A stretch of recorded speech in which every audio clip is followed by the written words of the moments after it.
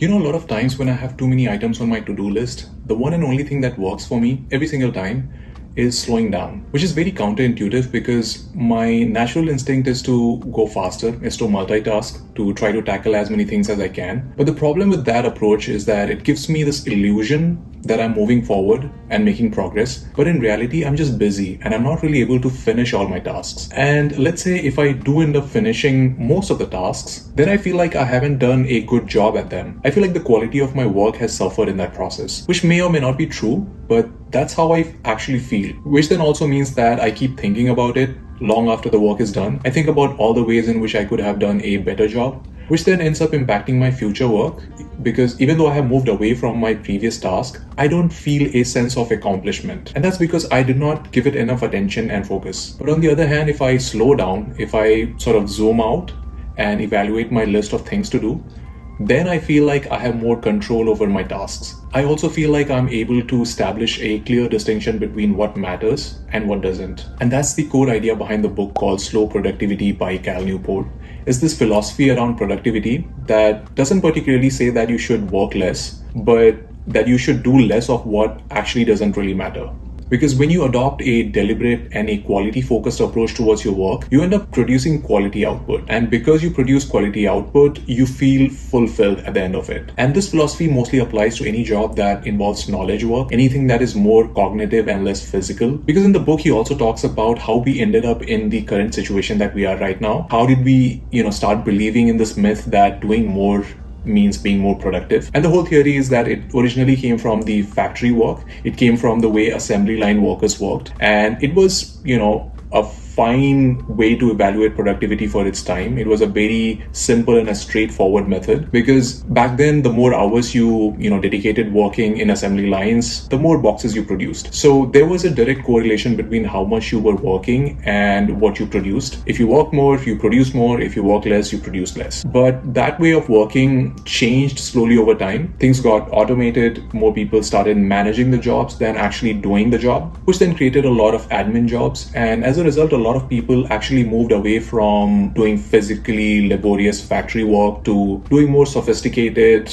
office work. Now, instead of working in assembly lines, a lot of these workers started working in cubicles. They did not produce more boxes, but they started producing more paperwork, more files, more folders. And then with, technical advancement, that work started to get digitized. So instead of paperwork and managing files and folders, we started to manage emails and chats and basically everything that was in a virtual format. And then 20, 30 years later, in a post-pandemic world, a lot of us moved away from offices to working remotely from home. So in this whole process, what actually did not evolve was the way we tracked or measured productivity. We didn't come up with, newer effective guidelines. Instead, we simply replicated the older ways. So basically, we now have a new type of work, but we are still following the old ways of measuring it. So that's why the way we measure productivity now is fundamentally flawed because it hasn't evolved. It hasn't been updated with time because now it's not a straightforward, equation where the longer hours you work, the more boxes you produce, and that's why you're more productive. We are not doing physical work anymore. Instead, we are doing more mental labor. We need to think, we need to, focus, we need to manage our attention, we need to make important decisions, we need to prioritize, organize, communicate, coordinate. So the nature of our current work is more cognitive and less physical, and that's why it's more dynamic. So we cannot really replicate the old methods of measuring productivity. We cannot really think that by creating more meetings, more emails, more chats, more trackers, spreadsheets would directly translate to creating more productive work. But the reason why we do is because there's a lot of emphasis on being visible. There's this notion that if you are constantly visible on Teams and Slack and other modes of communication, and if you're sending multiple emails throughout the day, then we are signaling to the management that we are being more productive. And there might be some overlap between that way of working and the output it produces, but a lot of times there isn't. A lot of times we are just creating and feeding a vanity metric, and that way of working actually leads to less productivity because creating more meetings or opening more communication channels affects us in two significant ways. Number one, it sort of creates more management work. Now you have more meetings to attend, more notes to take, more emails and chats to acknowledge.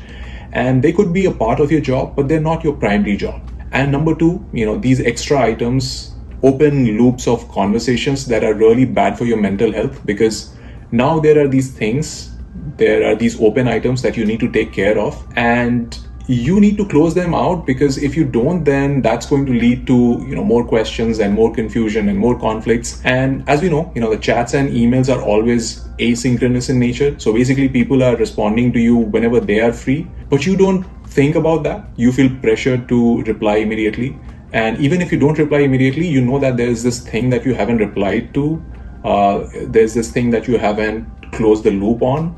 And your mind is constantly telling you that there is something that is still open that needs to be closed. And that anxiety of pending tasks doesn't stop at 5 o'clock when you shut down your laptop, because that anxiety doesn't really follow a calendar. It constantly thinks that everything is important all the time. So you carry it around post work, while socializing, while having dinner, and the next day and the day after, until you have closed all the loops. But then in that process, 5 more things have come up.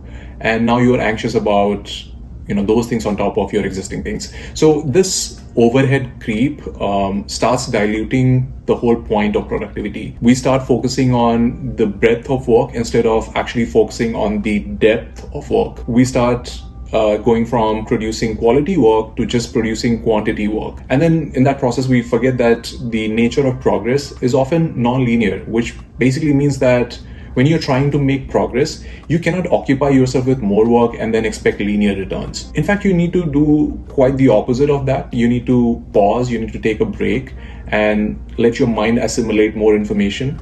You need to let it make a connection between things that you do not normally connect. You need to let your mind come up with ideas and perspectives that it knows of but hasn't had the time to come up with yet. And you need to also apply a little bit of economics, principle, and understand that the law of diminishing returns can be seen in productivity as well. As in, the more mentally fatigued you are, the less returns in productivity you will have over time, because knowledge work also requires creativity and problem solving, and that's because the human mind is less of an assembly line and more of an incubation chamber. It doesn't need speed of task completion, it needs space between different tasks. It doesn't need impulsive or immediate action, but rather reflective and appropriate action. So that's why slowing down and reflecting on the needs and the ways to appropriately tackle different tasks is way more important than actually taking immediate and impulsive action. So that's why there are different frameworks and methods to achieve these kinds of outcomes, and I talk about some of them in the videos on my channel, so check them out, and I will see you next time.